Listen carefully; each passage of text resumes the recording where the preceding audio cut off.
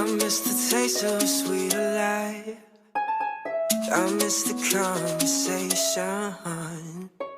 Hey guys, so the first thing you want to do is apply your foundation, and I'm just going to use a sheer coverage of this, so I'm not going to apply too much, maybe like a pump and a half or a pump, and I'm going to apply this with my Real Techniques sponge, and I feel like this gives me the most natural looking face. So I'm using my Makeup Forever HD foundation. I absolutely love this for photography, or if I just want to have a flawless face. It looks very natural and it photographs so well. So I highly recommend this foundation if you haven't tried it already. Then I'm going to go in with the second foundation, which is the darker shade, and I'm going to use this to contour.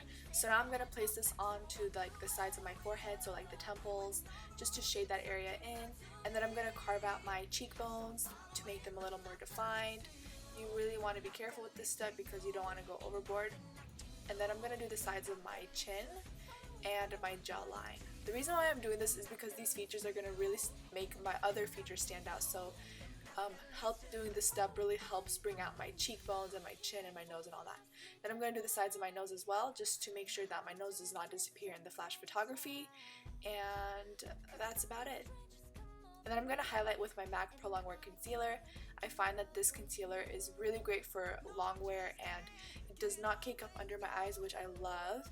And I'm just going to use this with a setting brush, I believe, from Real Techniques, and I love this brush with everything. So I'm just going to highlight under my eyes, my chin area, and the bridge of my nose, and also my forehead. Now these features are going to stand out in the pictures, which is what we want. And then a little bit on my Cupid's bow, and that's about it. So as you can see, it looks really crazy right now, but we're going to blend it all out with my sponge once again. And I'm going to do the lighted areas first, just so it doesn't get too muddy. So we're just going to blend out that under eye concealer, and you really want to use patting motions because this isn't going to move the product. It's just going to kind of sink the product into the skin, and it's going to look very natural, and it's going to stay there wherever we put it. So you do not want to swipe, you just want to pat gently and make sure that your sponge is damp.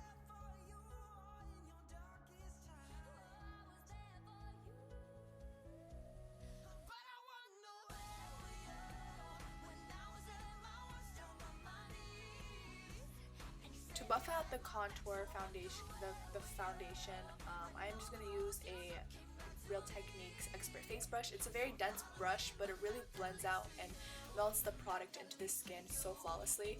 So I'm just using this in buffing motions and just slowly blending, working that into the skin.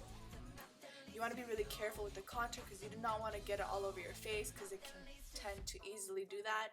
So I'm just kind of starting a little bit slowly and just blending it out a little bit more. I did bring out my contour a little bit close to my mouth, and you're going to see that I'm going to blend it and kind of fade it away a little bit around my mouth because I did bring it a little too in. But if that happens, you just grab your beauty blender or your foundation sponge and foundation brush, and you kind of just pat it, and it will line up that area a little bit. So that is how it looks with all the cream products finished. And then we're going to set our under eyes with the Secret Brightening Powder by Mercier. This is my favorite powder for under eyes. It does not crease, it highlights, and it lasts all day long. By the end of the day, my concealer is so smooth and it did not set into my fine lines. You guys, it's so amazing. I absolutely love it, and I feel like no one really talks about it on YouTube. So if you guys have a chance to check it out, definitely check it out. It's at Sephora, and it's not really that expensive. A little bit does go a long way. So I'm just setting my under eyes, and then I'm just taking my bronzer from the Anastasia Contour Kit, and I'm just taking those two shades and applying it with my big Morphe fluffy brush, and I'm just really just putting the bronzer all over my face wherever I put that contour foundation.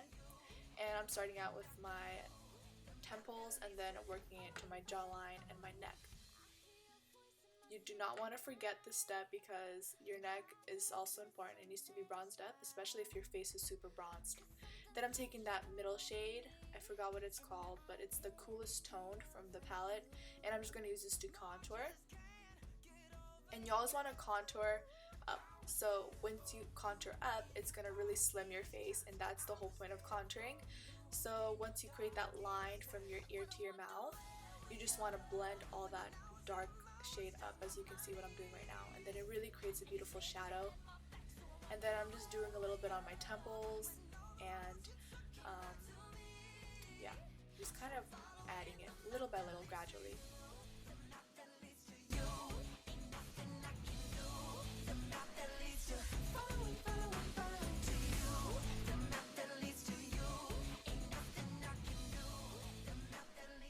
So you also don't want to forget to bronze your nose up, because it does tend to also kind of get lost in the pictures.